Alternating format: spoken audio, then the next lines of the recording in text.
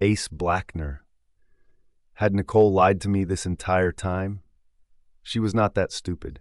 She knew what my family did to people that betrayed us. She wouldn't make up something like that unless she wanted a death wish. The second Clara said those words to me, my entire body was filled with rage I'd never felt before. Besides the fact that there was already a man she was in love with, there was also the fact that she'd been hurt by him, the fact that the woman I thought was carrying my baby could be carrying his. It was bullshit. As I burst into the guest room, my heart pounding with anxiety, I spot Nicole seated at the dressing table, her straight hair cascading down her back. I can tell she senses the tension in the room as she slowly turns to face me, her lips parting slightly in surprise. The soft glow of the lamp on the table casts a warm light on her face, illuminating the worry lines creasing her forehead. Despite the quietness, I can feel the adrenaline coursing through my veins. I never hid my anger. She could see clearly just how angry I was. "What's wrong?" she whispers as she stands up and steps in my direction. "Did your father do something to your mate?" Thanks to father, she now knew that we had found my mate. However, she had no clue that the woman was someone she already knew. "Am I the father of your child?" I ask her. Her eyes widen a fraction. "Why would you even question that? We've had socks so many times that you should know the baby is yours." I chuckle. "Do I look dumb to you?" I demand. "I'm not gullible like your ex-husband. I know you aren't a saint. I know you're capable of sleeping around. Am I to truly believe that I'm the only man you've slept with recently?" She looks petrified. "Who else would I have slept with, Ace? I was with you almost every day right before I got pregnant. I'm telling you that I know the baby is yours." I take a step toward her, and she falters back a little. "So then why is it that I just found out that you told your ex-husband that the baby you are carrying is indeed his? Why is it that he's preparing to be the father of that child?" Her face turned pale at my words, and I knew she was finally worried about my threats. I can explain." She stutters as she looks around her, possibly for a place to escape. She's never seen this side of me, and after today, I knew she would never try to lie to me again. "Explain?" I asked dangerously. "Explain that you lied to me about being pregnant with my baby?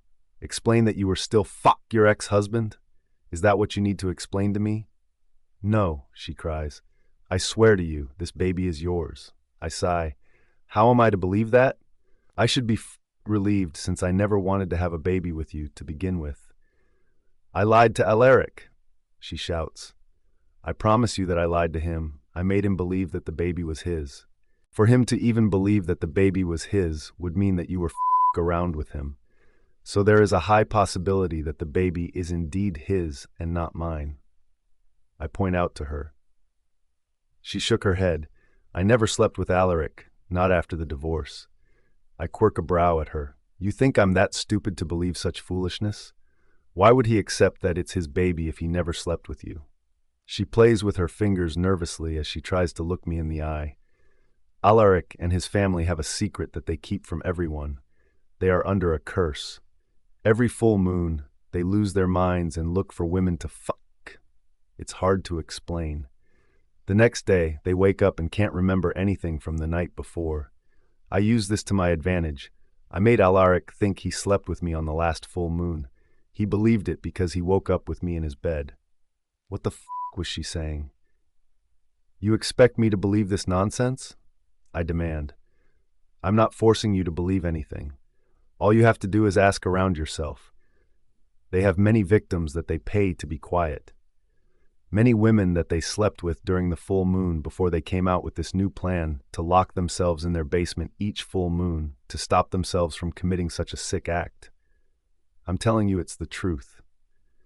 If she was telling the truth, then the baby was indeed mine, and she had lied to Clara.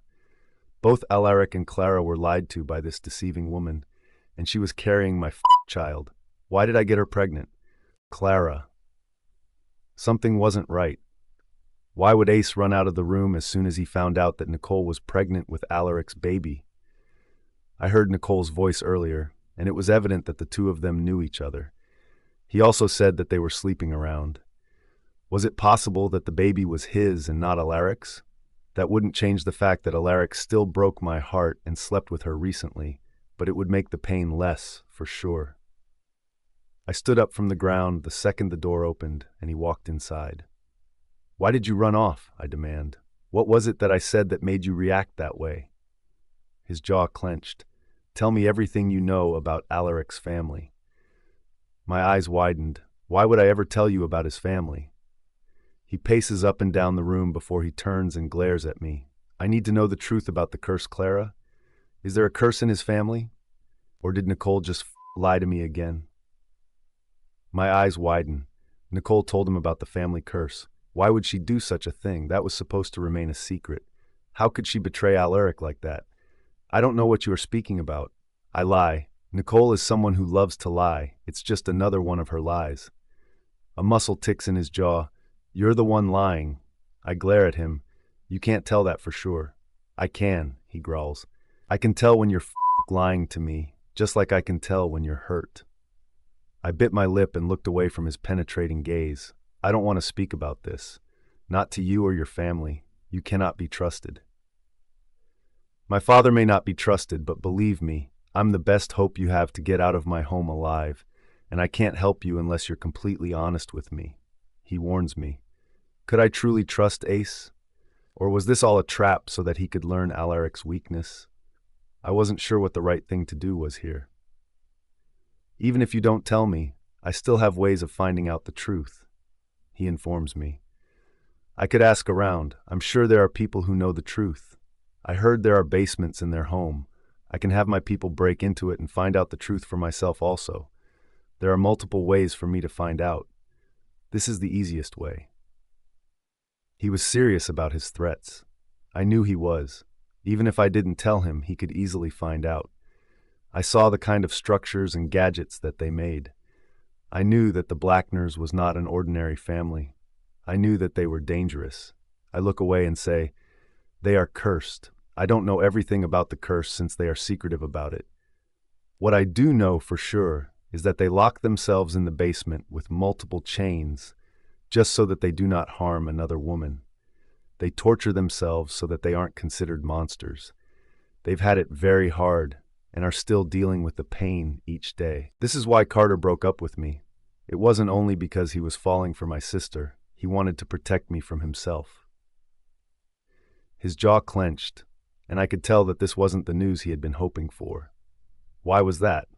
Why do you look so unhappy with this information?" I asked him. "You were the one that wanted the confirmation from me. What else did Nicole tell you?" He doesn't look like he wants to tell me. "It has something to do with her pregnancy, doesn't it?" I demand. "Please, tell me what she told you. Is the baby yours?" He runs a hand down his face and turns to leave. I won't let him. I grab him by his arm. "Please," I beg. "I need to know the truth. I love him. I love Alaric. I've never loved anyone the way that I love him." His jaw clenched and he pulled his hand away from my grasp. Everything she said was a lie. My lips parted slightly as he turned to look at me directly in my eyes. It looked like he was dying inside as he said, "She trapped Alaric. She told him a lie. He never slept with her. On the last full moon, she made him believe that they slept together. He woke up and saw her in the bed with him. She made him believe that she was pregnant with his baby. Since he couldn't remember anything from that night, he had no choice but to believe her. Nicole has been sleeping around with me even throughout her marriage. I only found out later into the affair. Then she divorced him because she wanted to be with me.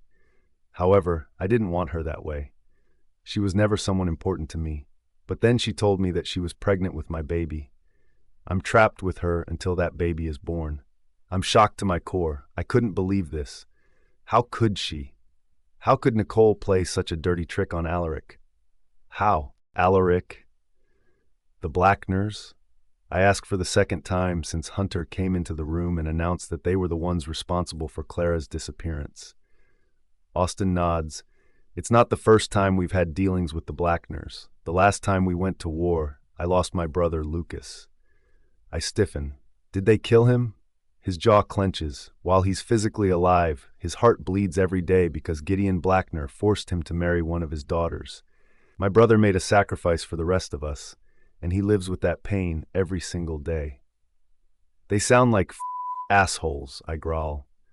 But what reason would they possibly have wanting Clara? Hunter rubs his jaw as if deep in thought.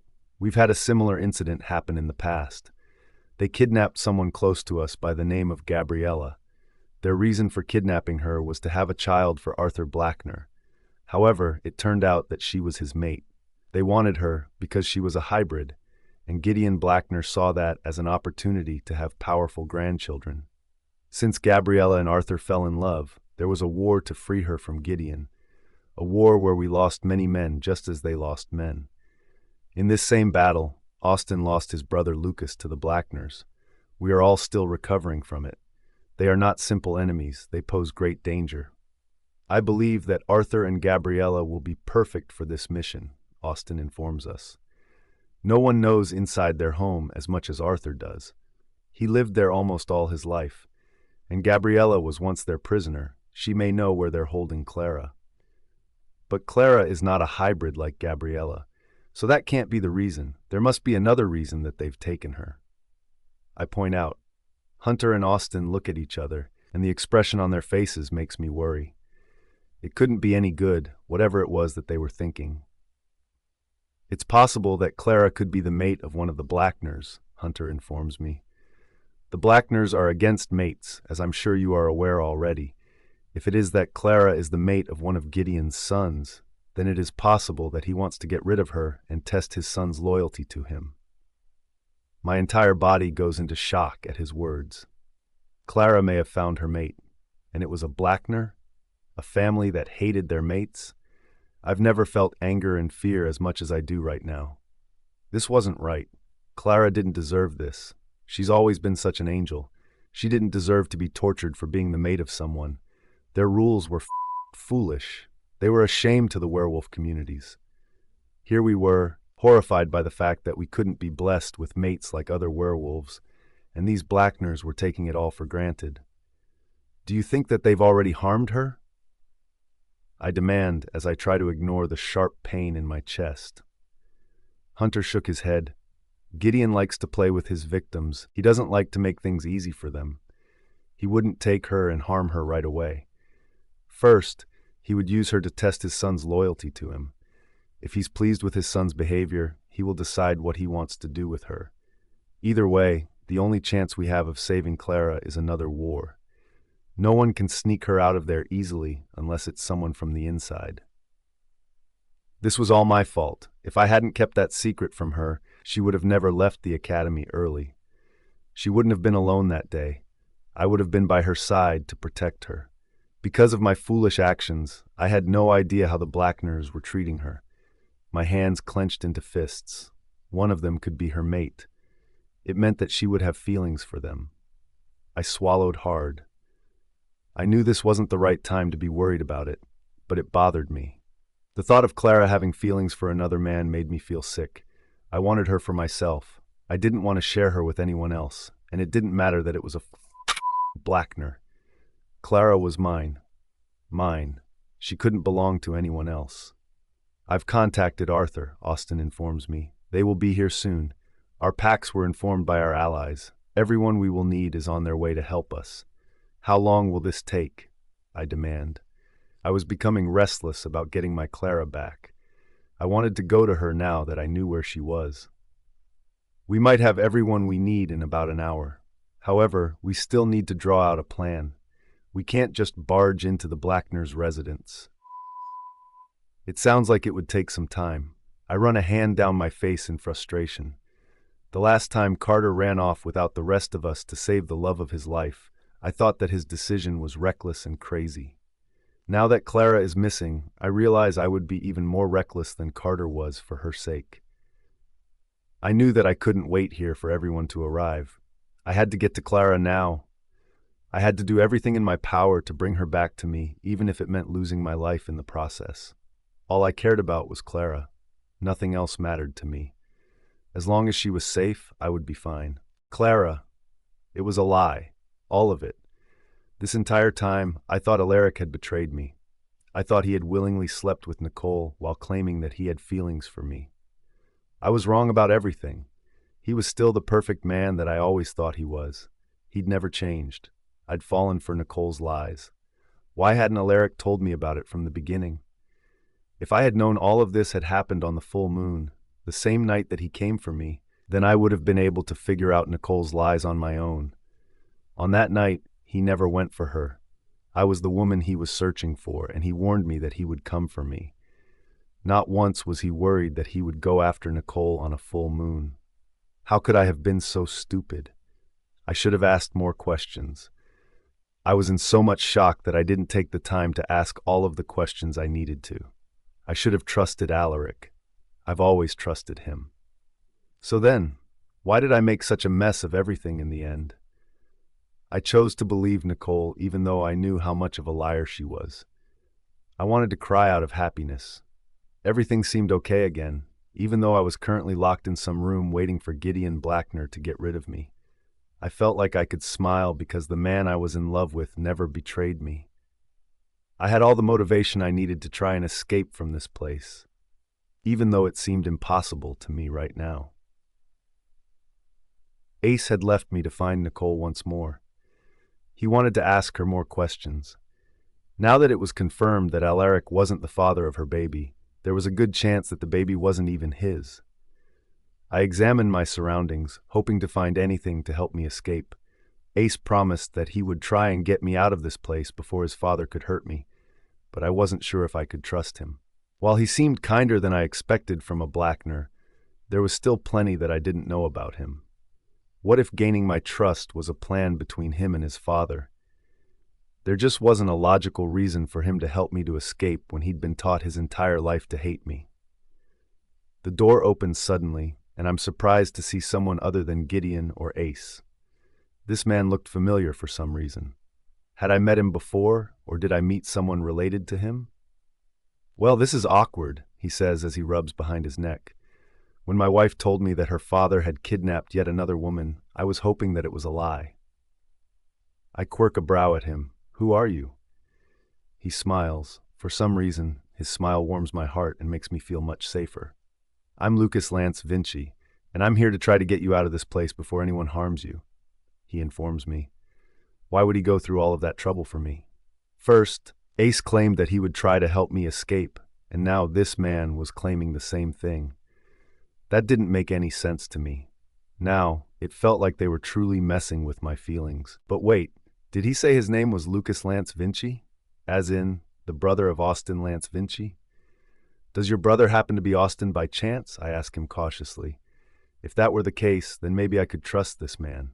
He grins. "Ah, yes. Tell me, how do you know my famous brother?" I stare at him as I say, "He has helped my family and friends a lot. Because of him and his family, we were able to get out of difficult situations alive. I can safely say that we wouldn't have been able to do it without them." His eyes are sad yet proud as he says, "My brother is widely known because of his kind heart and impressive battle skills. While he has many enemies, his allies are far more." I believed that. "What are you doing with the Blackners?" I ask him. "Why are you amongst them?" He sighs. "I am married to Gideon's daughter. During one of our battles, in order to protect my family, I chose to stay behind and form an alliance with the Blackners by marrying my current wife." My eyes widen. That must have been hard. He shrugs his shoulders. "Enough about me. We need to devise a plan to get you out of here before Gideon realizes that I'm trying to help you escape." "But wouldn't that put your life in danger?" I demand. He smiles. "I'm used to putting my life in danger. Maybe it's in my genes," he says as he winks at me. "Besides, since you are clearly a friend of my family, then I know they will be coming for you. They must already know that the Blackners are the ones that kidnapped you. It's only a matter of time before they show up here and another battle occurs. I would hate for that to happen.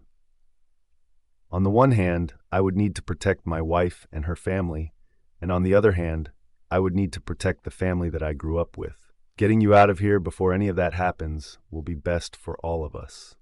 Was this finally my chance to escape? Would he truly help me? "Alaric, where the do you think you're going?"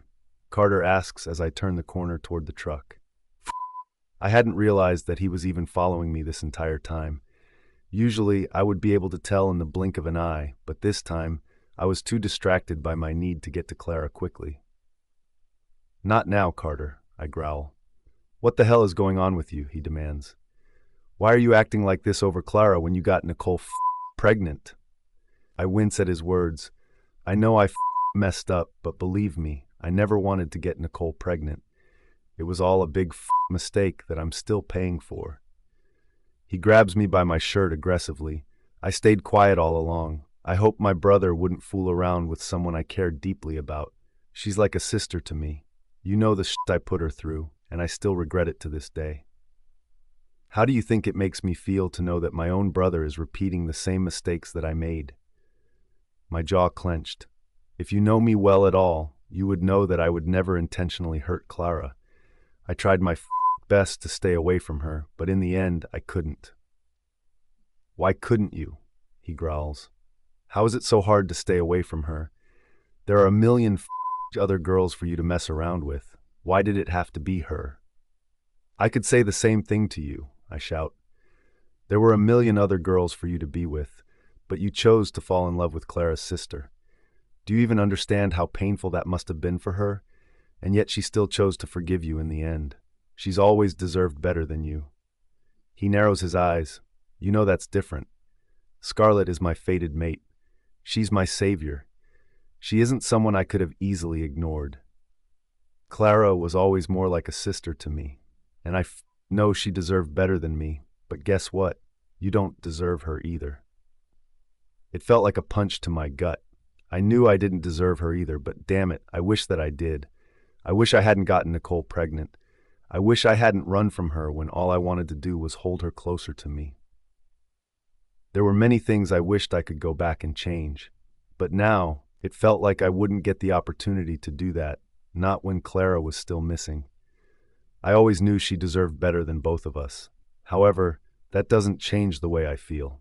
Do you think it was easy for me? I demand. Don't you think the last person I wanted to have feelings for was my brother's ex-girlfriend? Do you have any idea how much it took out of me to stay away from her? Eventually, I couldn't take it anymore. It was driving me insane. I needed to be closer to her. I needed something from her that I've never needed from any other woman, not even from Nicole. Carter glares at me. I find that very hard to believe when I've seen you crazy over Nicole for so many years. You couldn't stay away from that woman for a long time even though she mistreated you, and you expect me to believe that you have even stronger feelings for Clara? I run a hand through my hair. How is it so hard for you to believe? I demand.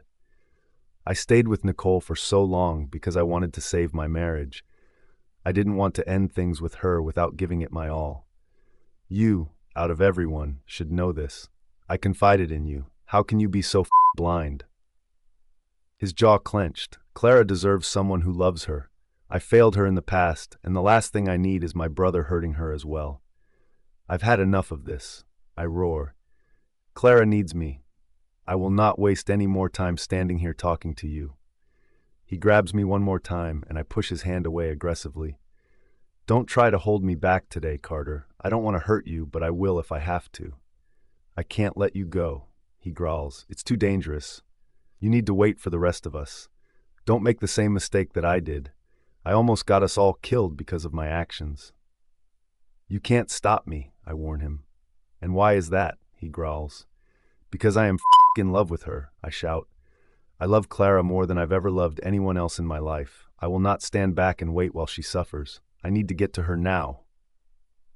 Alaric. Fuck. Carter growls as he runs a hand down his face. You love her? He looks surprised by my confession. I thought by now everyone could tell by my actions that I was hopelessly in love with Clara. I've been losing my mind since I learned of her disappearance. I haven't been able to eat, sleep, or do anything but think about her. I've been a wreck, and there was no hope in sight. I was consumed by darkness without her. It was even worse than those nights on those damn bloody full moons that caused all of this mess to begin with. More than anything in this world, I answer him. Alaric, he shouts. And you got Nicole pregnant. How the hell does that happen when you're in love with Clara? If it happened on the bloody full moon, it doesn't make any sense to me. If you loved Clara this entire time, you should have gone after her during the full moon, just like I went after Scarlet on each of those full moons. I felt like hitting my head against a damn wall. Even I couldn't believe that I'd gone after her on the last full moon. I don't know, I growl. I don't understand any of it. I haven't been myself since I found out. I'm a mess, Carter. The world seems like it's against me right now. I blame myself every second of every day for sleeping with Nicole while I was in love with Clara. I understood that I couldn't control myself during the full moon, but it still bothered me that I did something like that. I should have been stronger. I should have been able to fight it even in that state. Still, Carter says, I can't let you go. Carter, I growl. I warned you already. Don't make me hurt you to get to the woman that I love. Don't try to stop me from going to her when she needs me. You didn't let me finish. He says as he looks me dead in the eye. I'm not letting you go alone. I will be there with you.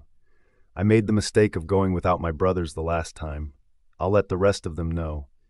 You need your brothers at a time like this, Alaric. You've been there for us like no one else. It's our time to stand by your side. I try not to get emotional at a time like this, but his words made me feel so much pride and relief. It felt good to have my brother on my side again. Finally, he was understanding about this entire thing. It's what I needed from him all along. Okay, I answer him. Go get him. He nods, but before he can take a step forward, we're surprised to see that my brothers are already walking towards us. You didn't think we would let you go to those Blackners all on your own, did you? Ares asks me. I can see that you were trying to have all of the fun on your own. Apollo says in annoyance. Gone are the days when Carter and Alaric thought about asking for our help in dangerous situations. How the am I getting dragged into this? Carter demands. We haven't forgotten about that little stunt you pulled that almost got you killed. Blaze reminds him. Before he can respond, we hear footsteps coming our way, which distracts us from the conversation. Carter, Scarlet shouts as soon as we spot her. What are you doing? Carter demands. You shouldn't be running. She threw herself into his arms and held onto him tightly. Please be safe. I need you to stay alive. Our baby needs you to be okay. He smiles and wipes her tears away with his fingers. There is not a force in this universe that can ever keep me from coming back to you, Scarlet. I promise you that. After a few painful seconds, she finally lets go of him and turns to me. Please bring my sister back safely. I beg of you. My jaw clenched and my gaze softened. I know I haven't been the best to her, but I can promise you that I do love her. I'm not coming back home without her. I swear to you, I will bring Clara back alive.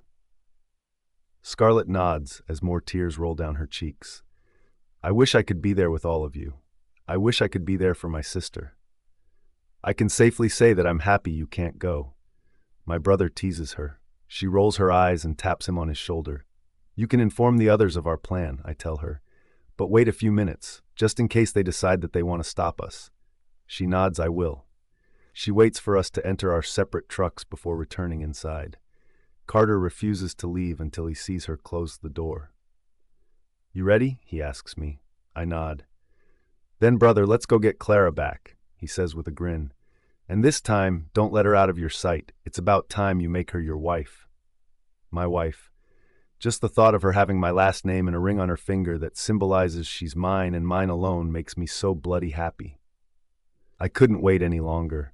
It was time to bring her home, as mine. Clara.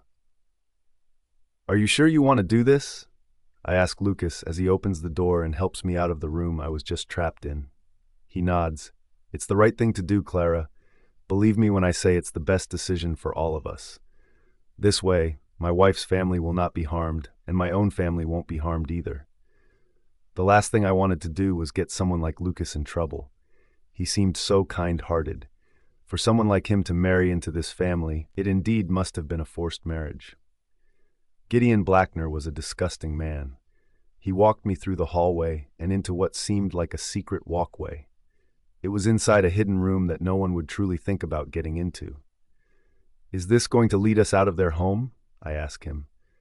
It's leading out of the house, yes, but we still have to go through guards on the outside.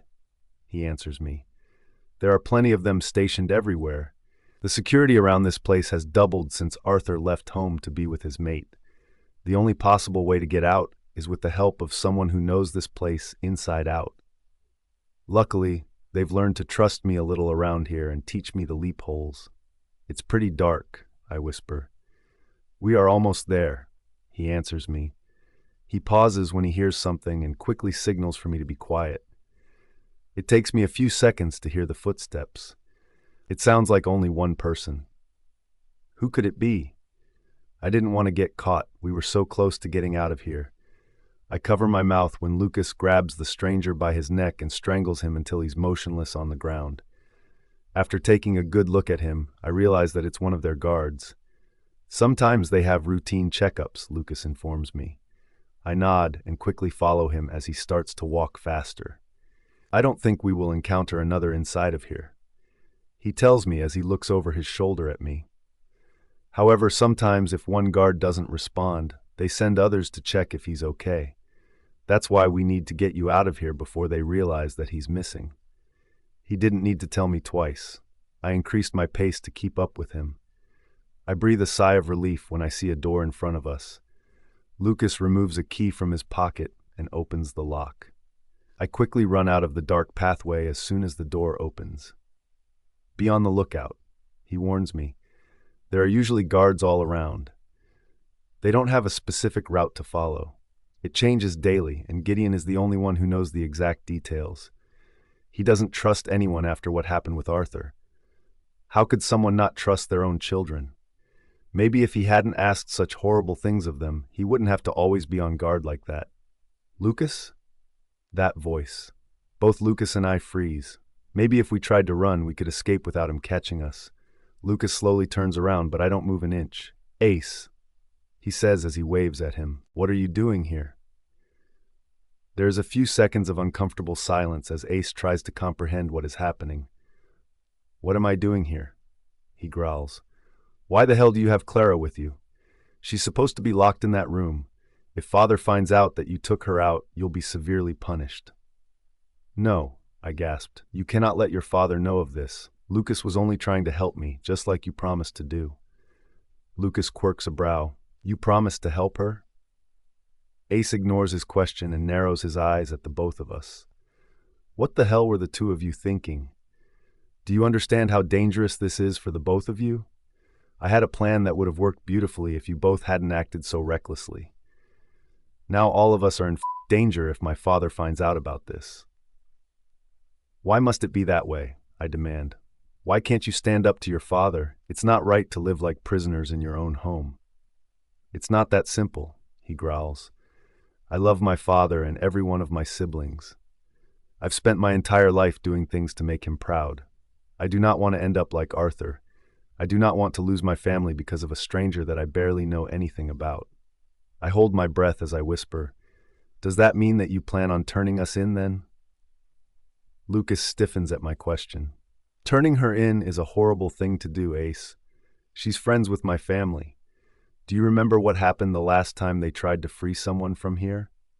Your family lost a lot that day, as did my family. So please, make the right decision. I'm sure that they are already on their way. It doesn't matter how careful you were not to be seen. Austin and Hunter have amazing tracking skills and many allies on their side.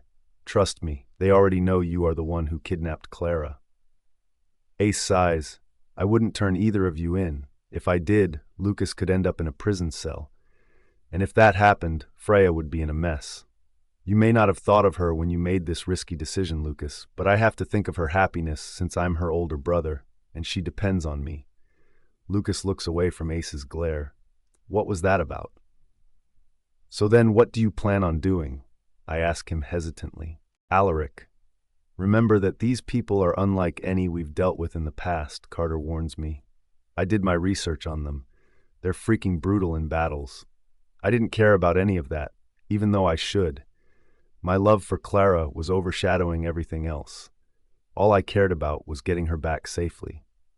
They have no weaknesses, Apollo informs us. I don't think the Blackners know anything about love. If they treat their mates like then imagine what they treat their enemies like. I still couldn't wrap my head around this entire thing. How the hell could they treat their mates like that? I don't think they have zero weaknesses, Ares says. Think about it. They have a big family. They would have to be heartless not to care about each other at least. I nod. Their family is their weakness. If we want to get to them, we have to at least get to one of the siblings. That's almost impossible right now. Carter says, to get to a Blackner, we will have to go through all of the guards. In that case, it's best to get to Clara first. We would have a better chance at getting her out of here than getting to one of the Blackners. I don't think you guys thought this through, Blaze growls. We are 5 minutes away from their home, and we have no clue how we are getting to Clara. I run a hand down my face. It's not the first time we've done something this risky. As long as we have each other, believe me, we can do this. We can get Clara out of there. We just have to be careful. Once we get past the guards without being caught, we will have the advantage. I had to be their strength. I couldn't show them that I was worried about their safety. If they saw that I was calm, then they would settle, at least for now. I had to still be their big brother at a time like this. Clara wasn't the only one I had to protect today. The lives of all my brothers mattered to me as well. I wanted to keep everyone that I cared about safe.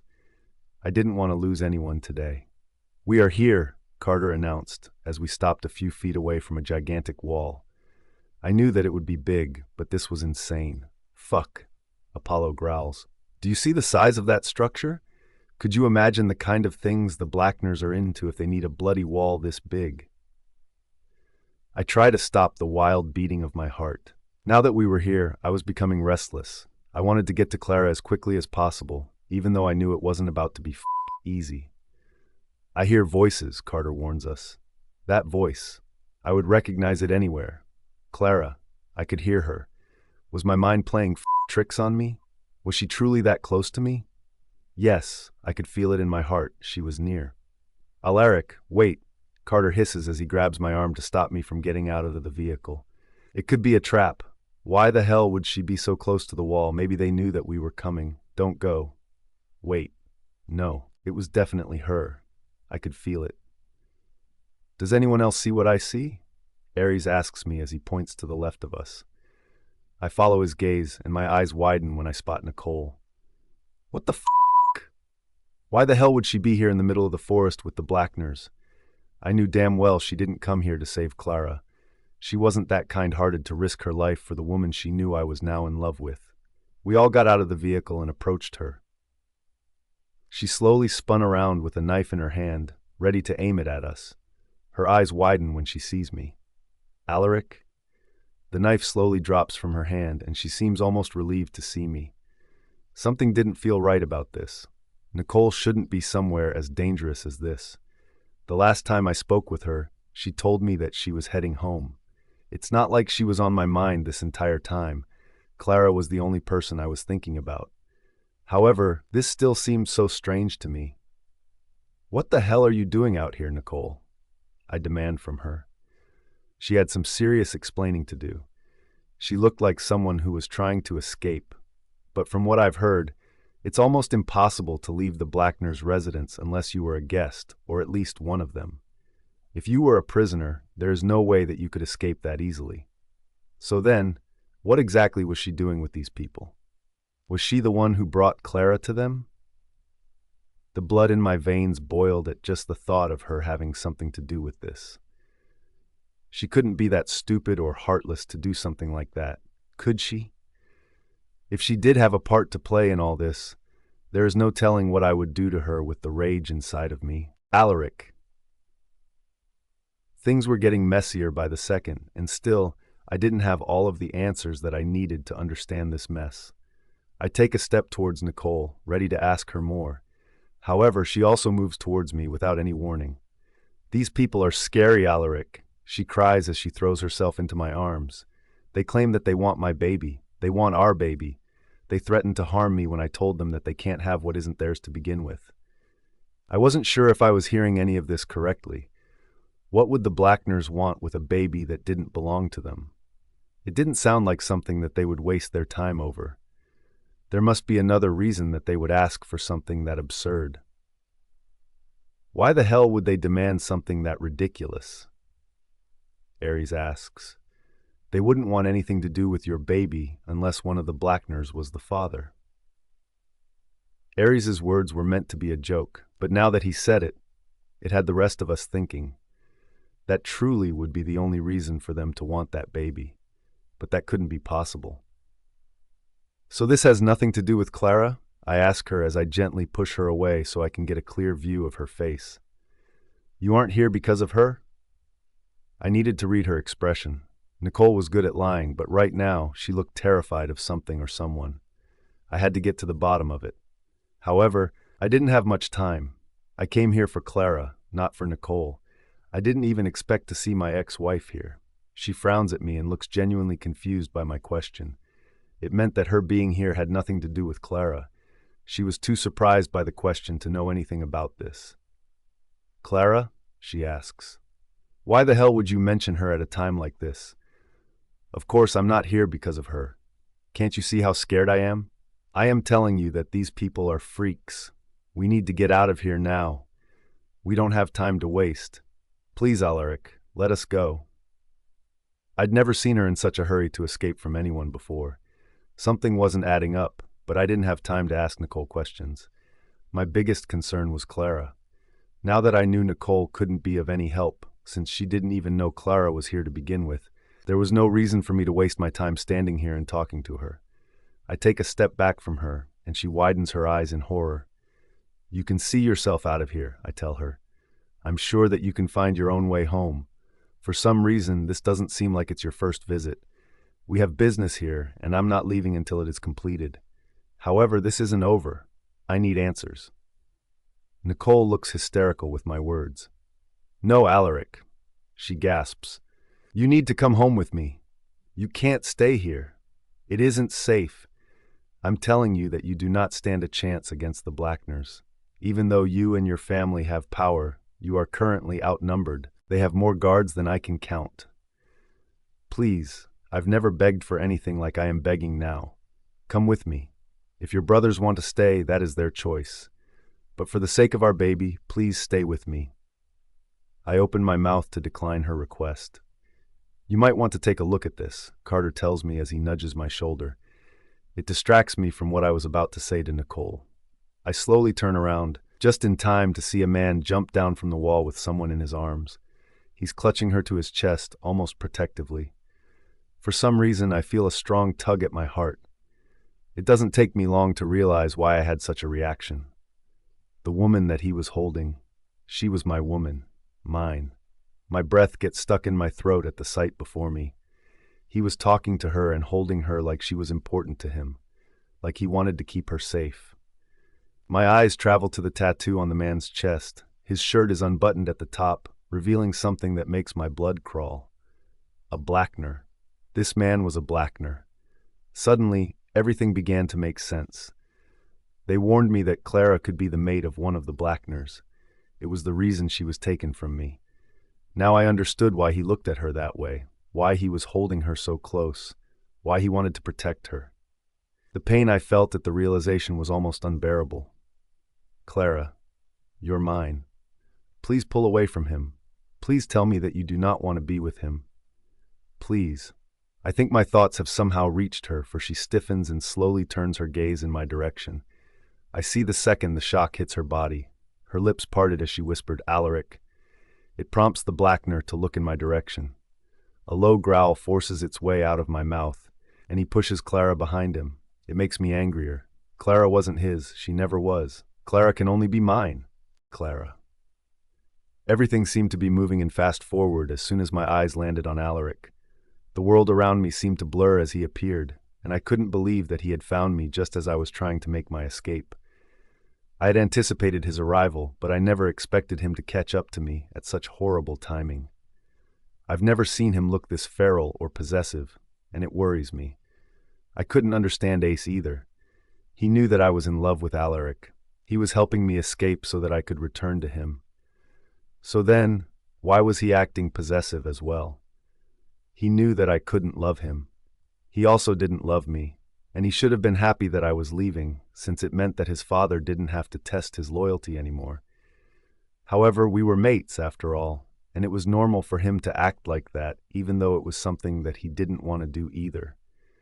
I didn't want them to get hurt. I had to find a way to stop it. Don't fight him, I beg Ace. Please, don't do it. I don't even think that he can hear me at this point. They are both consumed with their emotions to hear anything I say. I watch in horror as Alaric shifts into his wolf and lunges for Ace's throat. Alaric's wolf was magnificent, a mixture of white and brown. He's beyond beautiful even in this form. Even under these circumstances, I couldn't help but admire him. There was so much that I wanted to say to him, but I knew that I would lose my chance to do that if this battle continued. Ace dodges most of his attacks and also shifts into his wolf, a frightening dark gray. He moved with incredible speed, and because of his color, it was hard to keep up with all of his movements in the dark. My fear for Alaric's safety only increased. I rush over to Carter. "You have to stop them," I beg him. "Stop them?" he asks. He looks confused by my request. "We came here to free you from the Blackners. Why would I stop my brother from fighting your captor?" I wince when Ace's claw digs into Alaric's back. His cry that follows breaks my heart. It was the first sight of blood, and it made me frantic. "You have it all wrong," I tried to explain as quickly as I could. "He's not the enemy. He was helping." I don't get to finish as I hear Ace's howl of pain. They were both doing damage to the other. If they kept this up, it was only a matter of time before Gideon's men alerted him that something was happening outside the walls. I see Lucas at the top of the barrier, looking down at the fight. He quirks a brow at me and jumps down swiftly. He must also be surprised to see that things had escalated so badly. "What the hell is happening?" he demands. "I thought Ace was helping you to escape. The plan was for him to get you to a safe distance. How is he in the middle of a battle with the people that came to free you?" "The Blackner was helping you to escape?" Carter asks me in shock as it finally settles in that Ace wasn't the enemy. "Well, that changes everything, doesn't it?" "It's what I've been trying to tell you," I say impatiently. The longer this went on, the worse it would get for all of us. "You heard that, boys," Carter says to his brothers. "We need to break up this fight, now. Ace Blackner isn't the enemy like we initially thought." Before Carter and the others could step in, something horrible happens. I heard a single, haunting howl emanating from inside the walls. The chilling sound sent a shiver down my spine, as if it had the power to awaken a new kind of fear within me. In the next moment, the stillness was shattered as a pack of wolves leaped over the wall one after another. Among them, one particularly swift and agile wolf lunged at Alaric, catching him off guard. Before he can even fight to fend for himself, another one grabs him by the foot. His roar sends a rush of emotions throughout my body. A piercing scream shatters the tranquility of the forest, and it takes me a few moments to comprehend that the anguished cry has escaped from my own lips. I didn't recognize any of these wolves, but from their effortless movements, they were most likely Ace's brothers. We were in serious trouble. The fear in my heart for Alaric and his family was gut-wrenching. My chest felt like it was tightening with each second. It was getting harder and harder to breathe. "Alaric!" Carter roars as he shifts into his wolf and jumps between his brother and the other wolves. Every single one of his brothers jumps in next. "Fuck," Lucas growls. "I didn't want this to happen. This isn't good. Gideon must already know that we have visitors and that you are missing from the room." He looks around us. "I don't see my brothers anywhere. I thought for sure that they would be here as well." "Is that a good or bad thing?" I ask him. "Bad," he answers me. "If my brothers don't get here soon, your friends will not make it if Gideon's men join the fight." Griffin Fawn. Our family had just gotten word that the Blackners had kidnapped Clara. It was horrible news. The Blackners were deadly men, especially concerning their mates. There were stories of the torture they put their mates through when they found them. "If Clara is the mate of one of those men, it is horrible news for all of us," Atticus says. He joins the rest of us. "If this is anything like the last time," Damon says as he walks towards the door, "then the Prince family must already be on their way to the Blackners. Remember what happened when Scarlet went missing?" Autumn nods. Clara is one of my closest friends. I'm sure that Scarlett is also panicking right now. We can't sit back and do nothing. Austin contacted us for help. I'm surprised that Scarlett wasn't the first to call for our assistance. She must be hysterical right now to even think of asking anyone for help. Clarissa quickly agrees. Clara and Scarlett were there for us through everything. I will not sit back and let those Blackners harm my friend. I will not sit back and let them win. We must do whatever it takes to free her. I sigh. I'm telling you, we are already late. I'm sure that Carter and his brothers are already there fighting for their lives. They may have underestimated the power of the Blackners. We can't waste any more time. If there was anyone that could help us through this, it would be my sisters-in-law. They were powerful women, the most powerful women that I knew. In fact, in all my life, I've never seen anyone fight like they do. However, they had to hide their power most of the time. There was so much evil in our world, and so many men wanted to get their hands on their power if only they had the chance. That's why today it was already a risk that they would be helping to free Clara. However, they were willing to risk being caught for her sake. Their love for her knew no boundaries. My chest filled with pride. "What are we waiting for?" Dante asks. "Get everyone in their jeeps. We need to get to them before it's too late." "I'll meet you guys there," I inform them. "There is something I need to get done first." Atticus nods knowingly as he leaves the room with everyone else. I walk up the stairs, anxious to see the woman who's occupied my mind since she entered my life a few weeks ago. I knocked on the door of the guest room she was staying in. It takes only a few seconds for the door to open. Her eyes are wide and shy as she stares back at me. Elsa Cage, the woman who clearly has a spell on me. "I am," I whisper as I scratch the back of my neck nervously. "I won't be home for a while. Clara, Scarlett's sister, has been kidnapped by the Blackners. My family and I are going there to help free her." Her eyes widen. "Scarlett's sister is missing?" She gasps. "I want to help, please." I immediately stiffen. No matter how much she begged me, I couldn't grant that request. It was too dangerous. "I'm sorry, Elsa."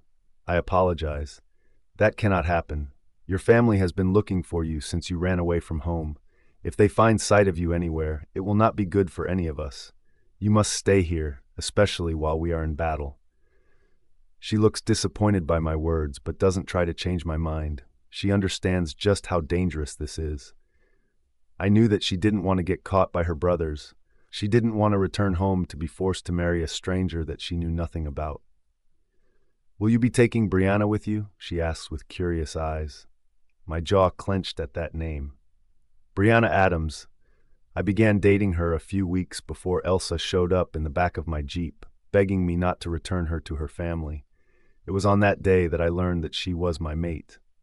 Brianna was a longtime friend of mine. She's always had a crush on me, and I finally decided to give us a chance. However, I never expected to find Elsa or for her to find me. I never expected that she would be living in my house, hiding from her brothers, who planned on forcing her to marry a man for money and connections.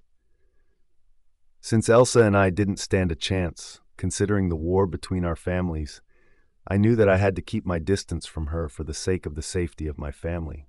However, it wasn't easy, not when she lived under the same roof as me. Each day, it was getting harder to resist the temptations.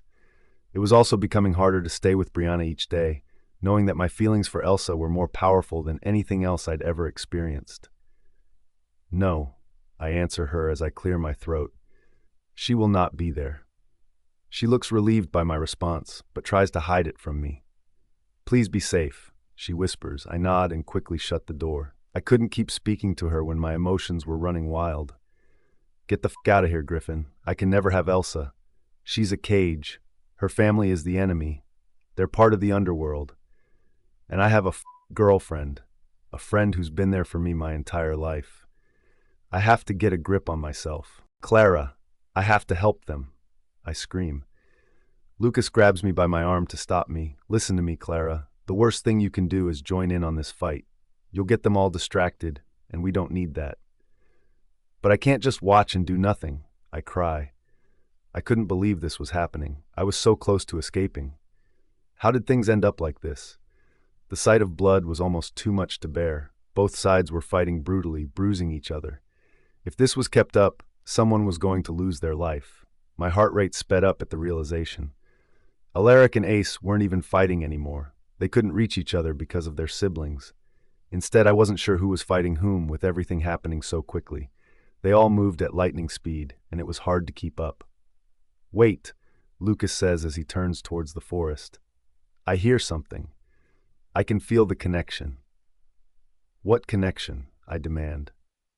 "Could it be good news because we needed that right about now?" "My brothers," he shouts. "They're near. I know it's them. I will know them anywhere." As those words escaped his lips, a haunting, primal howl pierced the stillness of the forest. The sound echoed through the trees, carrying with it a sense of urgency. It was the type of howl that signaled help was on the way. They were telling us that they were near. Ace's wolf looks up to the sky, and one after the next, Austin's wolf, followed by Hunter, then James, drops onto the ground before us. It was a magnificent sight to see, almost captivating. That's not all. The others surround us from all different directions. There were so many wolves and vampires around us that it was hard to count. They'd brought plenty of help with them, and I was extremely grateful. Lucas stares at his brother's wolves, and I can see all the love in his eyes for them. He doesn't want this fight to continue, and neither do I. I wish there was a way for us to stop it. Would the Blackners listen if we tried to reason with them? "Lucas." I look up to see his sister throw herself into his arms. "Maya," he whispers as he hugs her close to him. "I've missed you so much." I knew that Lucas missed his family dearly, and even though this wasn't how he wanted to meet them again, he would still be extremely happy for the chance to spend time with them. As the new arrivals approached, Ace's wolf emitted a low, ominous growl, and his brothers followed suit. Suddenly, their attention shifted as they spotted another wolf, causing them all to tense up. It must have been their brother. His wolf bore a striking resemblance to theirs. Ace had often spoken about this brother, who had fallen in love with his mate and departed from their home to be with her. Arthur Blackner. He was still their brother no matter what had happened in the past. The love was still there. I felt my heart ache for everyone involved. They came here for me, to save me, but in doing so, the lives of the people they cared about was in danger. I can see that the last thing they want to do is fight each other. My eyes traveled to the man I was in love with. I gasped when I saw the many cuts all over his wolf's body. I run over to him despite Lucas's shout for me to stop. I couldn't stop the tears as I buried my face against his neck. Ace's wolf roars in response, but at the moment, all I care about is Alaric and keeping him safe. I pass my hand over his bruises as tears roll down from my cheeks. He rubs his head against me, nudging me to get back. He didn't want me in the middle of the battlefield, even though everything had settled down for now. "Please stop this," I cry. "Both sides have people that they care about. This fight does not need to happen. Maybe if I could knock some sense into them all, we still might have a chance to get everyone out of here alive." Oh, I will have to disagree with that. A chill runs down my spine. I knew that voice. Gideon Blackner. When had he arrived? Was he watching the fight this entire time? I hated this man's guts even more than I disliked Nicole. "You men showed up in my territory and declared war," he announces. "If a war is what you want, then a war is what you will get. Just let Clara go," Austin announces as he shifts back to his human form. "If you don't want a repeat of the last time, I will suggest that you stop kidnapping innocent women. This is your last warning. You will lose plenty of men today if you don't cooperate." Gideon chuckles. "Believe me, this will be nothing like last time. I am fully prepared to take your men down this time. My family doesn't play when it comes to the safety of our people. There is nothing any of you can say to stop this war from happening. You have called it on yourself." A soft gasp escapes my mouth when I see part of the wall opening. I wasn't even aware that the damn thing could open. We can clearly see the other side now. Hundreds of wolves were there, waiting to fight and for Gideon's command. How long had they been waiting? How did we not hear a single thing from the other side? I held my breath. I look over at Ace for help. I knew that he could stop this. I knew that he could talk his father out of this.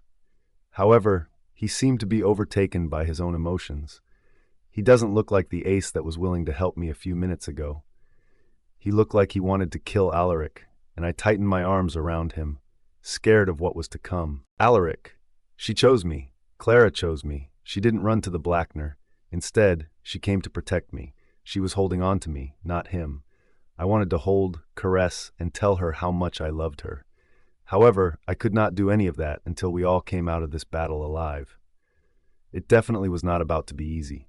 I examined our surroundings. Most of the enemies were in front of us, but I did notice a few trying to move to our sides, circling us. It didn't take me long to notice that there were also witches amongst us who were not on our side. That was never a good thing. In all the battles I've fought, whichever side had witches usually had the upper hand. After examining as much as I could, I finally turned back my attention to the woman in front of me. She was crying, and I could feel her fear in great waves. It bothered me that I wasn't strong enough to protect her from everyone here. I hate that she was crying. I hate that she was scared. I wanted to assure her that everything would be okay. I don't know what I would have done if she'd chosen a Blackner over me. The last time we spoke, she wanted nothing to do with me. I knew I hurt her to a great extent, one that I thought there would be no turning back. I was sure back then that she would never forgive me, but now I was filled with so much joy to know that she still cared about me and clearly had forgiven me to an extent. "This is your last warning," Hunter growls. "Let us leave with Clara, and this fight will not happen." Gideon chuckles. "Are all of you that scared of us? Why do you want to run from a fight? I always knew that there were cowards amongst us, but I never thought that those cowards would be any of you." His eyes travel through the rest of the wolves until they stop at Arthur, his own son. The same son that he almost killed while trying to kill his mate. The man was sickening. I would be ashamed to call him my father, and I'm sure that Arthur felt the same way. "I see that you brought that traitor with you," he says. "It's a pity that he is now on the weaker side. If this is all the men that you have, then I'm afraid this fight will end much sooner than I predicted. It's a pity. I was hoping for a real challenge. Our numbers may not be as large as yours, but I can guarantee you that we can do much more damage than you ever could," Hunter informs him.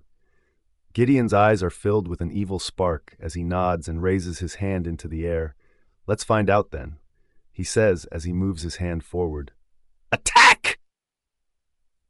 The only thought in my head was the safety of the woman next to me. I didn't want her in the middle of the battlefield with me. I push her behind me as I notice dozens of wolves already heading in my direction. There was no time to think about anything. I grabbed the first one by his neck and drag him away from Clara. I would guard her with my life today. I would not let a single person harm her, not while I was alive. Another wolf tries to attack me with a vampire by his side. The vampire attempts to distract me with his speed, but I don't take my eyes off either of them. As long as they couldn't get to Clara, I would be able to focus properly. I don't attack until I'm sure it is the right time to do so. In all our training, we've been taught that timing is everything. You could be a skilled fighter, but if you choose the wrong time to attack, you could lose your life. I grab the vampire by his arm, and even though he's fast, his weight makes it much easier for me to fling him against a tree. The wolf tries to attack me while I'm distracted, but Clara stabs him in the eye with a blade before he can get to me. I turn to her in surprise. When had she even gotten a blade? The wolf roars in pain, and I use that time to rip his head off his body. It was becoming difficult to keep Clara away from all the attackers. There were too many of them. Even though my brothers were also trying to protect her, it would not be enough. We were outnumbered by a significant amount. I took a look around me. I wanted to find a safe space for her, somewhere that I wouldn't have to worry about someone attacking her. I wince when I feel a sharp pain in my head out of nowhere. It was like a loud screech inside my ear. What the fuck? I've experienced this before. Those damn bloody witches. They were playing nasty. In the last fight, we had the help of the fawns. They were able to stop the majority of the witch attacks. However, today, they were not here. The haunting sound of my brother's howls intertwined with the cries of our friends echoed through the air, creating a sense of helplessness within me. As I stood there, frozen in despair, Clara's anguished cry pierced through the commotion, leaving me numb to everything around me. Clara. My angel. No! I have to protect her! I have to! Clara. The pain was unbearable. I remember it from the last time Scarlet went missing, and we all fought to free her. Witches like these were on the battlefield with us. It wasn't easy back then, and isn't now. I don't want to scream. I know that Alaric would react badly to my pain, but I can't help myself. It was excruciatingly painful. I tried to think about something else. I needed a distraction, anything to stop this misery. However, nothing was working. It was a kind of mind control, forcing our minds against us. I could barely think at all because of the torture. Only someone with extreme mind control could overcome this without any outside help. I could feel Alaric's wolf circling me, trying to cover me with his body. However, that wouldn't be able to help the pain since it wasn't a physical attack, though I was grateful for his nearness. It did something to calm the fear inside of me. I'm not sure how long we stay that way. Gideon and his men were using this opportunity against us, attacking while we were under the witch's spells. Suddenly, without warning, everything stops. The pain disappears like it hadn't even been there in the first place. What was happening? I slowly opened my eyes to look around us and saw that the others were also no longer in pain. That couldn't be. What could have stopped the witches? I was sure that there was no one else around to help us from their attacks, so why would they stop when they were winning? I take one more look around us as I try to come to terms with what just happened. I gasp when I spot some of my best friends in the universe. The fawns were here. Autumn and Clarissa had arrived and looked ready to take our enemies to the ground. They always knew how to make their presence known.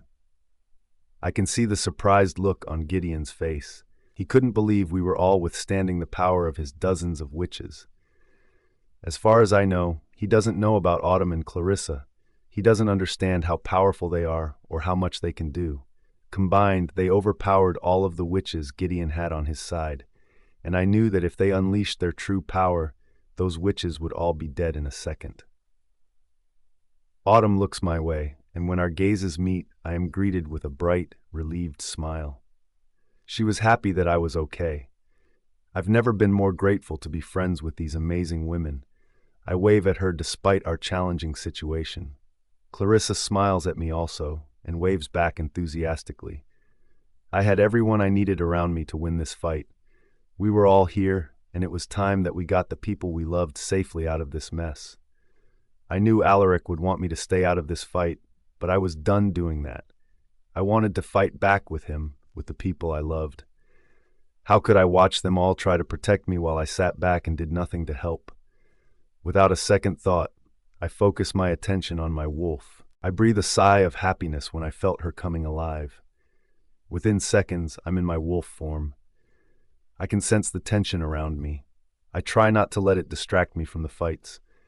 When a vampire tries to attack Alaric, I jump in front of him and tackle the beast to the ground. I don't stop scratching and ripping with my teeth until he's motionless beneath me. My wolf lifts her head and howls, ready to eliminate anyone who tried to harm the people we loved. I spot one of the wolves trying to attack Carter from behind. I don't think twice as I jump between them. I take him down just like I took down the vampire. Carter's wolf looks back at me with gratitude for having his back. My wolf nods and moves back closer to Alaric. The only way to survive this was by having each other's back. The second something happened to one of us, it would all be over. Everyone here mattered to us. We were all connected in some way or another. I could feel us finally winning the fight.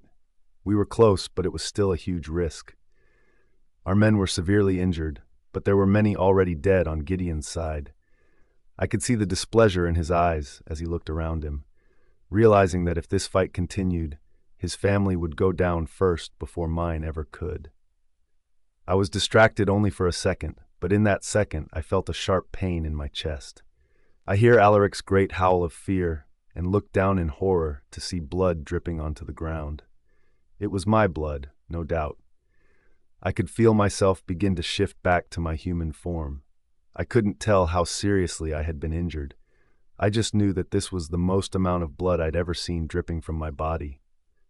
Alaric also shifts back to his human form and cradles me against his body. I could hear all of the commotion above me, but it was hard to focus on anything with the amount of pain I felt. "Clara!" I hear him roar. "Clara, please!" I feel his hand on my bruise as he tries to stop the blood. "Get the fuck away from her!" I hear Alaric growl. I blinked once, then twice, and noticed that Ace was also trying to get to me. "No!" I hear Ace shout. "It's okay." I try to assure Alaric, "I'm okay." I'm not sure what happens next, but Ace is somehow next to me as well.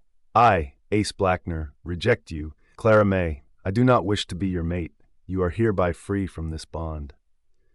I hear him announce, loud enough for everyone around us to hear, "Clara." Ace rejected me. He just rejected me out of nowhere. I couldn't believe it. I wince as a different kind of pain rocked through my body. However, it wasn't as bad as I thought a rejection would be. Instead, it relieved me to be free of a mate bond I never wanted to begin with. Ace's rejection was intense, but I was happy for it. I knew why he did it. It was simply to set me free, and I wanted more than anything to be set free from that bond. There is a moment of silence as everyone around us becomes confused. They didn't know what to do now that I was no longer Ace's mate. The entire reason for this battle was because I was his mate. Now, there wasn't a reason to keep going. However, Gideon was a complete asshole. He could possibly keep going because he wanted to make all of our lives miserable. "She is no longer my mate, father." I hear Ace shout, "Call off this fight. No more of our men should die trying to keep someone here who is no longer my mate. It's the right thing to do." Gideon looks pissed with his son, and I worry that he may have failed his father's loyalty test. Even though I didn't know Ace long enough, I still considered him a friend after everything. He listened to my stories, and he tried to help me escape. In the end, he wasn't as bad as I initially thought he was. He was just a guy caught up in his father's troubled mind. Hopefully, one day, he will gain the strength to stand up against him and do what actually makes him happy. He deserved some happiness after sacrificing it to keep his family safe. I could see the hesitation in Gideon's face to stop, but even he knows it makes zero sense to keep this going. He had no reason for me now that Ace and I were no longer mates. He wasn't blind. He could see that he'd lost far more men than our side had lost. Not to mention, his sons were all badly injured. It would be a death trap to continue this fight. If he cared for them at all, he would end it here. His eyes are cold as he looks over at Austin. "This is not over," he growls in warning. "I still have your brother Lucas with me. While it seems you don't care about his safety anymore, I want to warn you. Pull something like this again, and your brother will not live to see another day." No, not Lucas. A ferocious growl rocks the quiet forest as Austin glares at Gideon. "If you think for a second that you'll live to see another day if you harm a single hair on my brother's head, you are quite delusional, Gideon Blackner." I hoped that Austin's threat would be enough, that Gideon would never in his life try to hurt Lucas to get back at his family. After one last look at his son Arthur, he turns around and motions to his men to follow him. They immediately fall back at his command and follow after him. I could hear everyone breathe a sigh of relief at the end of yet another life-threatening battle. It seemed as though we weren't getting a break from the fights. The list of our enemies was growing by the day. We had to be more careful from now on. There was no telling when someone else would strike. Ace turns to Alaric and places a hand on his shoulder. "Take care of her. You will not find another woman who loves you as much as she does. Also, there is plenty you do not know about Nicole. She has done a lot against you and your family. I think that you should ask her about Scarlett's disappearance. With respect to the baby she is carrying, Clara will tell you everything you need to know." Alaric looks at him in surprise. With everything happening around us, I totally forgot that Alaric didn't know that Nicole's baby was not his. There was so much that he truly didn't know about her and deserved to know. However, I was still very much in pain and knew the right time to break the news was when I healed completely. "We need to get Clara to a healer." Alaric shouts as he picks me up in his arms and moves towards the parked truck. Now that the main threat was over, all attention was placed on my injury. "I don't need a healer." I try to tell him. "I just need some time to heal on my own. By the end of the day, I should be okay."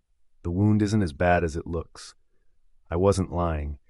Even though I'd lost a lot of blood, I was still very aware of everything happening around me. However, just as those words slipped from my mind, a wave of dizziness hit me. Alaric shouting my name was the last thing I remembered being. Everything went blank. Alaric! I held Clara in my arms, refusing to let her go as the healer took a look at her. I haven't been able to think clearly ever since she fainted in my arms. All I wanted to do was have her say my name again and tell me that she was okay. I needed to know that she was safe from harm. I was frantic on the entire ride back to our home, and at one point it felt like no one was moving fast enough. She will be okay in an hour or two. The healer informs me, breaking me out of my thoughts. The wound was deep, but luckily not anything life-threatening for her. I breathed a sigh of relief. It was exactly what I needed to hear. You can finally breathe again, Carter tells me as he places a hand on my shoulder. She is going to be okay. I told you that Clara is a strong one. Nothing could keep her from you. Scarlett hugs my brother tightly with tears streaming down her cheeks. I am so happy she is safe from danger. I am so happy that she is back with us. I hate that I couldn't be there with everyone. I'm sorry I couldn't protect her. I apologize to her. This could have turned out to be something entirely different. I should have been able to stop that attack. I don't know how I missed it. At least we know that the person who did it is dead, Carter says proudly. After the attack, I was too shocked to act. All I could do was hold Clara in my arms and try to stop the bleeding. Carter and the rest of my brothers were the ones to kill the vampire responsible, and I was happy that they did.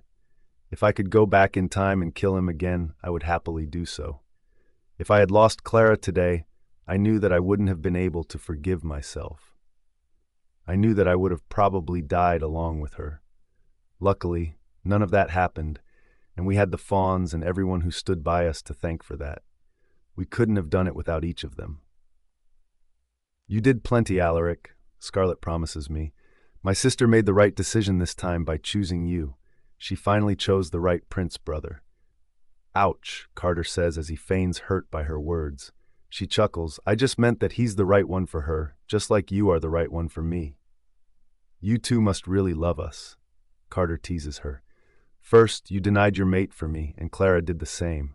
Is it possible that Clara is also Alaric's miracle mate? My miracle mate? That would explain plenty. I never felt like this for another woman, and the feelings were so strong that they could be closely compared to what a werewolf felt for his mate.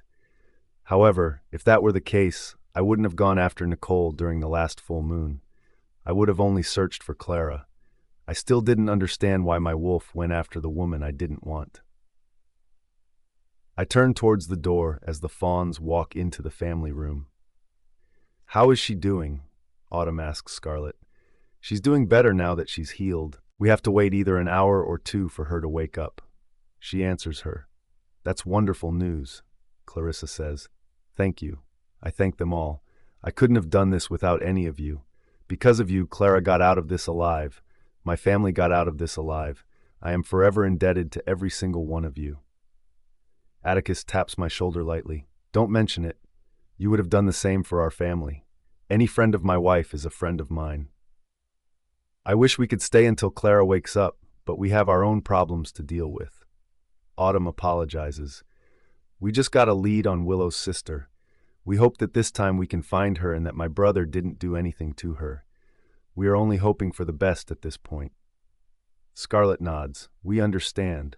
You already did more than we can ever hope for. Please let us know if there is anything we can help with.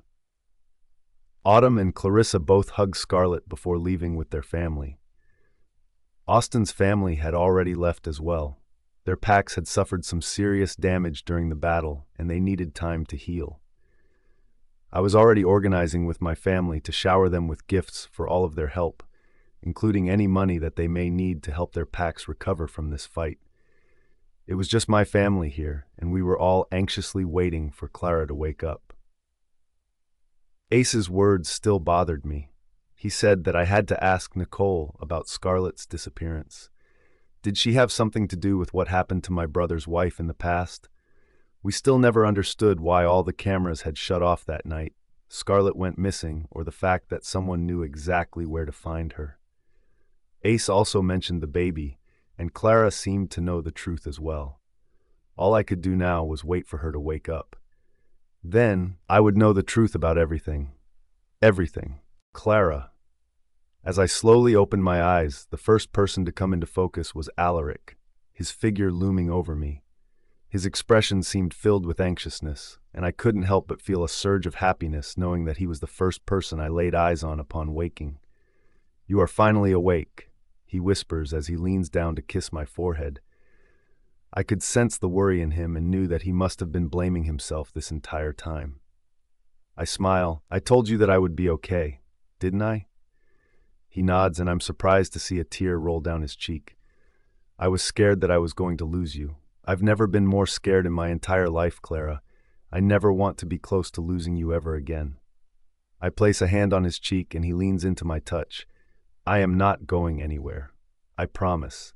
I am so sorry that I didn't give you a chance to explain. I am sorry I left that office without finding the truth." "What do you mean?" he asks me.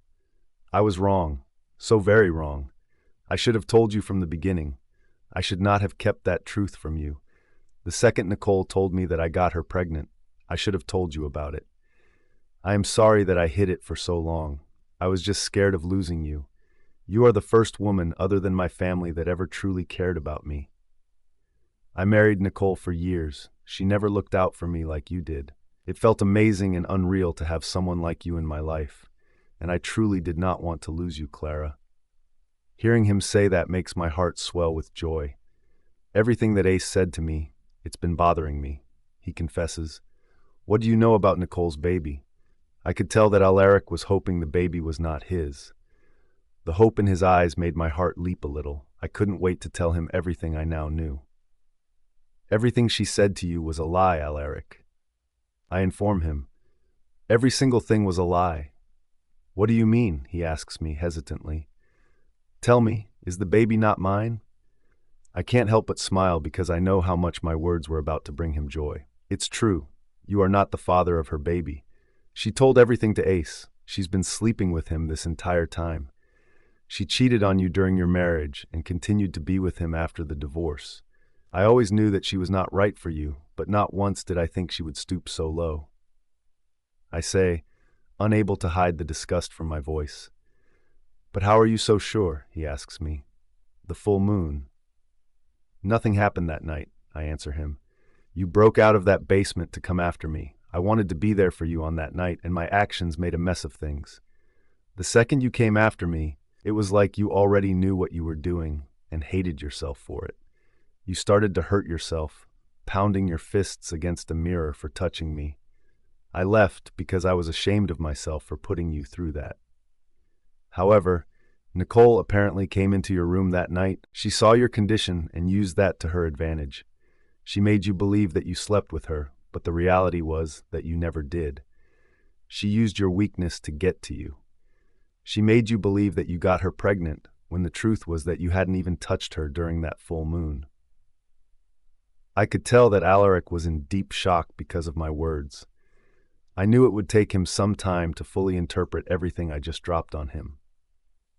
"So then, who's the father of her baby?" he asks. "Is it Ace?" I shrug my shoulders. "She claims it is his, but who can tell? If she cheated on you with Ace, there is no telling if she slept with other men as well. That baby could be anyone's." Without warning, Alaric steps closer, snatches me off the bed, and spins me around. I can't help but laugh at his display of happiness. This is exactly the reaction I was hoping for. "I'm so sorry I didn't trust you, Alaric." I apologize as I place my hand on his cheek. "I should have known that you couldn't do something like that. I always knew you were an amazing man and always looked up to you. You had me spellbound for a long time. I should have stuck to my original thoughts about you. I should have never doubted you because I've always known your character." "No," he whispers as he places a hand over mine. "If I fell for Nicole's lies, how could I expect anything differently from you? You did what any other woman would have done, and I don't blame you one bit for it. Nicole had us all fooled. I'm just glad I can get rid of her for good now. There is no reason to force myself to be around her." As soon as he said those words, the door flew open, and we are both shocked to see Nicole at the entrance. Alaric. It was all a lie. Just as I wished, Nicole's baby wasn't mine. She was a lot more deceitful than I expected her to be. When I married Nicole, I never knew that she would turn out to be this kind of person. My family always warned me about her, but I ignored them for a long time, hoping to save my marriage. Only after I started to get closer to Clara did I realize how Nicole should have treated me. Clara wasn't my wife, but still treated me much better than Nicole ever did. She treated me the way I always hoped Nicole would. She was a gift sent from the moon goddess for all my sufferings, for all the times my heart broke, because I knew my family was cursed and couldn't have mates. Clara changed all of that for me. She made me see the light. She gave me a reason to fight for my happiness. This entire time, Nicole was unfaithful to me. She was cheating on me with a Blackner and making me into a fool. I fought to protect that woman for years. I stood up for her and gave her a good life, only to be betrayed and lied to. Even though Clara found her mate and had a bond with him, even though she thought I betrayed her, she still remained faithful to me. She was nothing like my ex-wife. She taught me what it meant to be truly loved by a woman. I didn't know how to control the emotions inside of me. All I knew was that I was greatly in love with this woman and could not imagine myself with anyone else. I wanted a future with her. I wanted to officially make her mine. I didn't want anyone else to come between us. I wanted every single person on earth to know that Clara was mine. I wanted to give her my last name, and I wanted to give her everything that I could have to offer her. Before I could open my mouth and tell Clara what I was thinking, the door flew open, and standing right in front of us was none other than Nicole. I wasn't expecting to see her. I thought that she would be off running somewhere, afraid that I'd found out about all her lies. The fact that she was here meant that she didn't know I already knew the truth about her baby. Her eyes are wide when she sees Clara in my arms. "Clara?" she asks in surprise. "You are back?" I gently placed Clara on the ground, and she glared at Nicole as though she couldn't wait to get her hands on her. Breathing heavily, Scarlett says, "What the hell is Nicole doing here?" "Why are you here?" Carter growls. "You are not wanted during this special occasion. Leave my brother and Clara alone. She better stay away from my sister or she will see the wrong side of me." Scarlett threatens her, while Carter looks proud but worried about his pregnant wife. "You have some nerve showing up here," Clara says as she narrows her eyes. "After everything you did to Alaric, you should be ashamed even to show your face." "What the hell are you talking about?" she demands. "What did I do to Alaric?" "Stop with your lies," Clara snaps. "Ace told me everything." I see the moment that realization hits Nicole. She looks like she can barely breathe.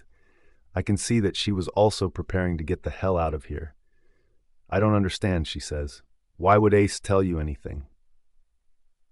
"Ace was her mate," I growl, even though it pained me to say it.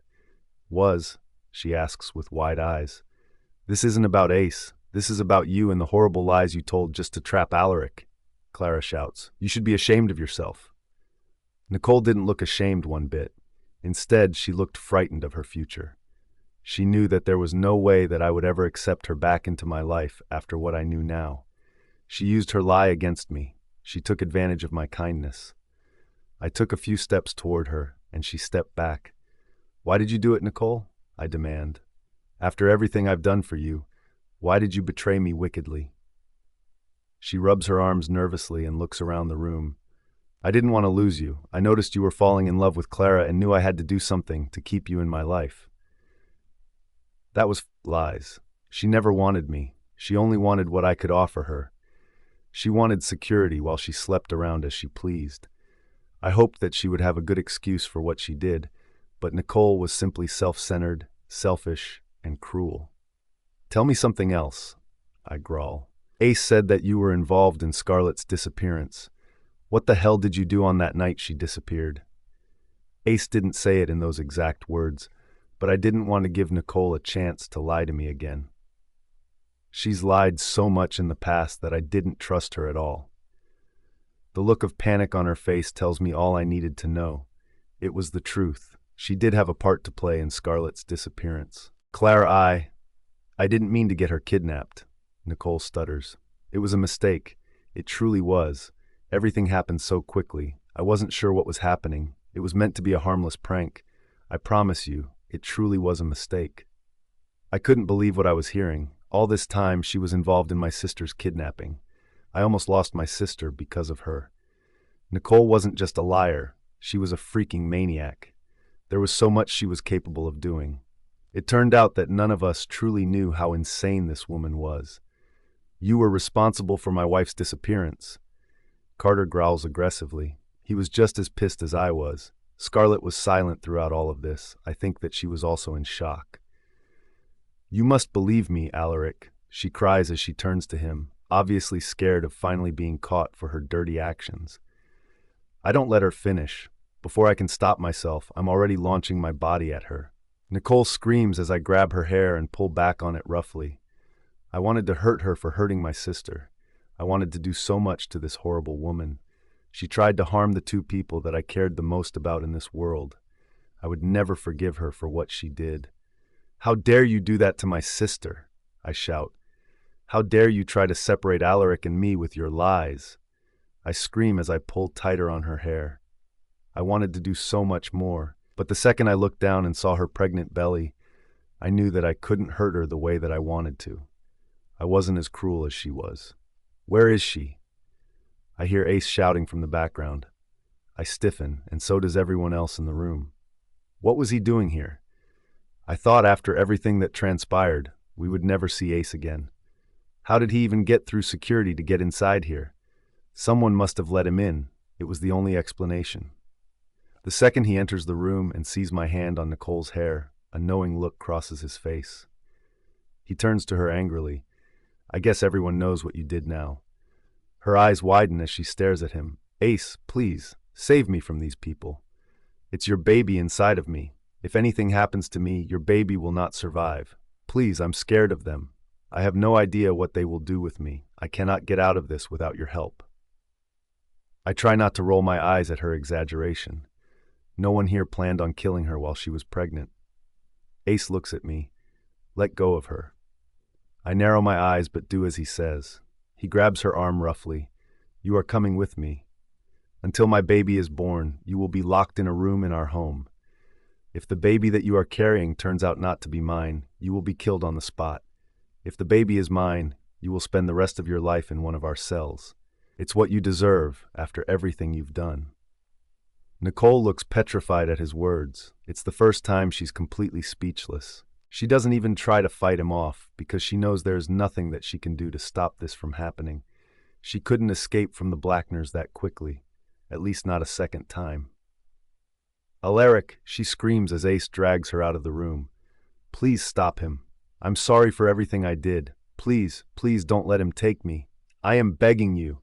The Blackners will kill me. I'm so scared. I am begging you to please take me back. I will do anything you ask of me.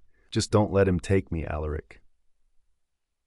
Alaric doesn't even look bothered by her cries. I couldn't blame him. She was horrible to him for their entire marriage, and she still tried to mess up his life even after their divorce. I didn't understand how she could be that stupid. He gave her everything, but it wasn't enough for her. Now she was left with a man who despised her and would have killed her had she not been pregnant. She brought this upon herself, and finally, everyone knew the type of person she was. She couldn't hide anymore. Everything was finally out in the open. I watch Ace as he leaves.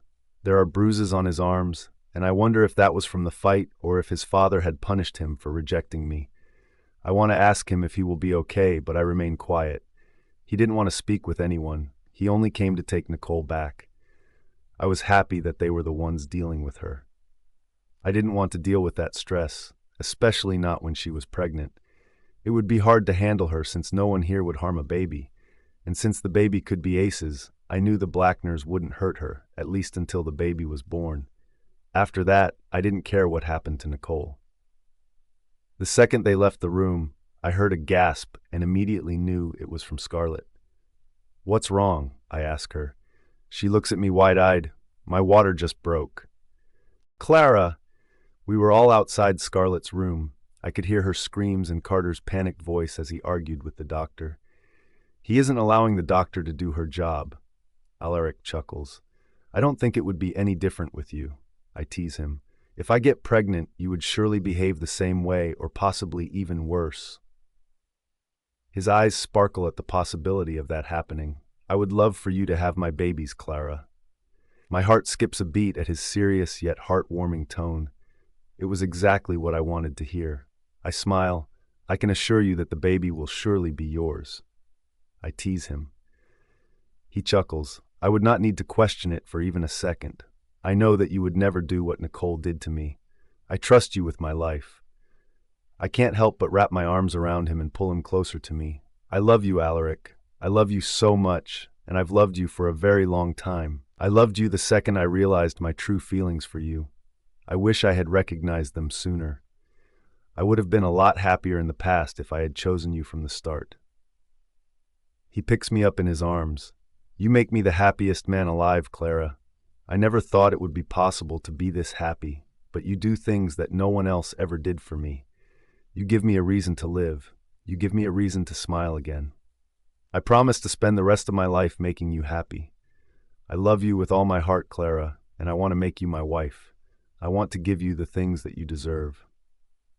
Hearing Alaric finally admit that he loved me meant the world to me. I'm about to respond when Carter rushes out of the room with a massive smile. Soon after, I hear the sound of a crying baby. Carter's smile is wiped out as he rushes back into the room. Why the did you hit my baby? He roars at the doctor. The baby cries louder at his raised tone, and I can't help but laugh when I walk into the room and see Scarlett's face and Carter's reaction. He's cuddling his baby and whispering soothing words to her. I rush over to my sister and press a soft kiss against her head. Congratulations, sister, you did an amazing job. Wish I could say the same about Carter. Aries laughs as he joins us. One after the next, the room is filled with Alaric's siblings and his parents. My grandchild. His father grins proudly as he looks down lovingly at his first grandchild. Everyone wants a chance to hold the baby, but Carter doesn't want to let go. He's being stubborn and already overprotective. It was the funniest yet cutest reaction. Scarlett and I had always discussed how he would react when she gave birth, and we were right. It's official. We are all aunties and uncles, Apollo declares proudly. It was a beautiful sight to see, and Alaric hugged me proudly as he stared at his niece. I knew that he was happy for his brother, but at the same time, this was something he had always wanted, and now I knew that I would be the woman to make his dreams come true. I couldn't wait to have his babies, and it was something I was looking forward to. Everyone, Scarlett says as she stares at her husband holding her newly born baby, I would like you to meet Rosaline Clary Prince. My eyes widened at the name Clary, and my sister smiled at me. I wanted a name close to my sister's name. Clary seemed perfect. I can't stop the tears as I walk over to my niece. Carter finally gives up and lets me hold her, especially when Scarlett narrows her eyes at him. I love you so much, Rosaline Clary Prince, I whisper as I hold her close to my heart. I will spend my entire life protecting you and loving you. My heart swelled with joy, and I didn't think happiness like this existed until now. After we spent hours with my niece, Alaric and I finally retired to our room. We also wanted to give the others a chance to bond with her. Besides, we wanted to have some alone time for ourselves. I didn't get a chance to breathe. As soon as I shut the door, Alaric's mouth is already on mine while his hands are all over my body. I moan against his kiss, happy to finally be this close to him again. My hands are in his hair, tugging on it, bringing him closer to me. I break the kiss to stare into his eyes. I want to have your baby. His breath hitches at my words. Are you sure? He whispers with hopeful eyes. I nod and smile brightly at him. I do. I want to give you everything you've always wanted, Alaric. His eyes shone with love. I finally had everything I ever wanted. We don't have to stop here, Alaric growls. If we are going to be trying for a baby, I suggest we spend the entire night doing just that. I smiled and held him close. Whatever you want, my darling. We will do whatever you want. Alaric hugs me tightly as tears form in his eyes. Thank you, Clara. Thank you for coming into my life and giving me a real chance at happiness. I held him close to me. I planned to spend the rest of my life giving him everything he wanted. I loved this man more than anything else in this world and would continue to love him for the rest of my life. I love you, Alaric. I love you so much. The end.